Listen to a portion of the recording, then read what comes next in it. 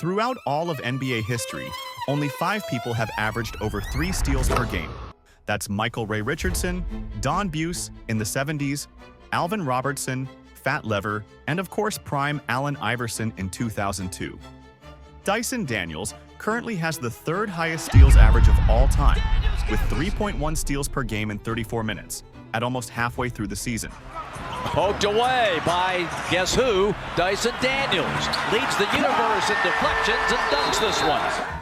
It's an understatement to mention that he's currently one of the most dominant defenders in the NBA right now, and people are looking to see if he can keep this up till the end of the regular season.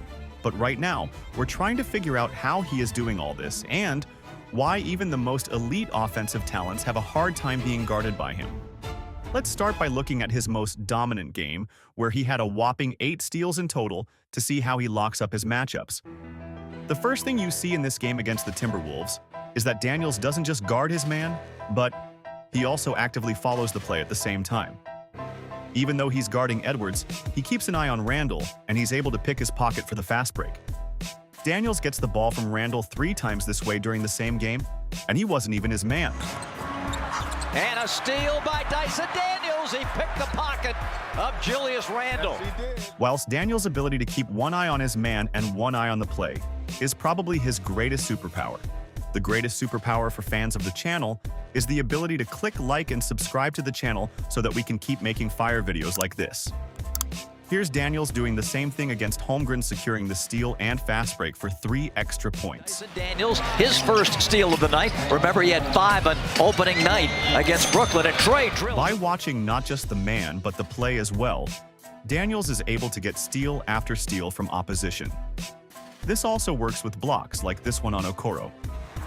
Down the middle of Okoro. And Dyson Daniels said, "We will have none of that." The second thing you'll notice about Daniels' playstyle is his signature use of deflections. A huge chunk of Daniels' steals come from deflections and simply disrupting the opponent's rhythm by poking the ball and scrambling towards offense. He currently leads the league in deflections as well, and look how he's able to swipe the ball from Giddey in this possession and go coast to coast for an easy 2. Never turn your back on Daniels, because a vast majority of the time, he gets these deflections when people are facing away from him or simply don't know that he's there. Know where the great barrier thief is at all times. He's coming from where they never saw him. Deflections can be a bit dangerous, as they not only offset the rhythm of the offense, but that of the defense as well. So to avoid defensive breakdowns, it's always essential to pick up the ball shortly afterwards. The third thing to note is that Daniels always stays in front of his man when the ball is in their possession. He's able to do this with his size, particularly his 6'11" wingspan and 6'8" height on the court. His size is fairly large for a guard, and he can easily lock up even the shiftiest of guards like Edwards. And even in the off chance that players are able to get past him, he still doesn't give up on the play, allowing him to get blocks like this. Julius Randle, that's a block. Capella takes it down. At almost 200 pounds, bully ball also isn't super effective on him, as he's able to stand his ground and stay in front of his man.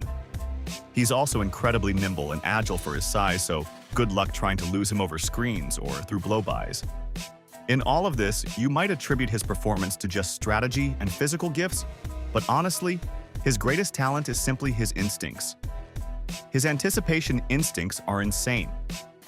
He's simply able to see when a pass is about to go a little bit short, or even know when an opponent is unaware, and that's simply immeasurable. These instincts have been serving him ever since he was in the G League in 2021, where he also stood out as one of the best defenders. His only weaknesses as a defender so far are his strength and rim protection. He doesn't quite have the strength to deal with centers like Jokic or Embiid, and he's heavily beat out on size, but for guarding his position, that is guards, he can handle them without issue. Dyson very much has the potential to make an all-defensive team, and he might finish of the season as one of the best steals leaders of all time. Heck, he's only 2 spots away from doing so. Do you think he has what it takes to go all the way to the top? We'll see as the season progresses, but for now, be sure to hit the like button and subscribe to Heat Seeker for more NBA-related content like this.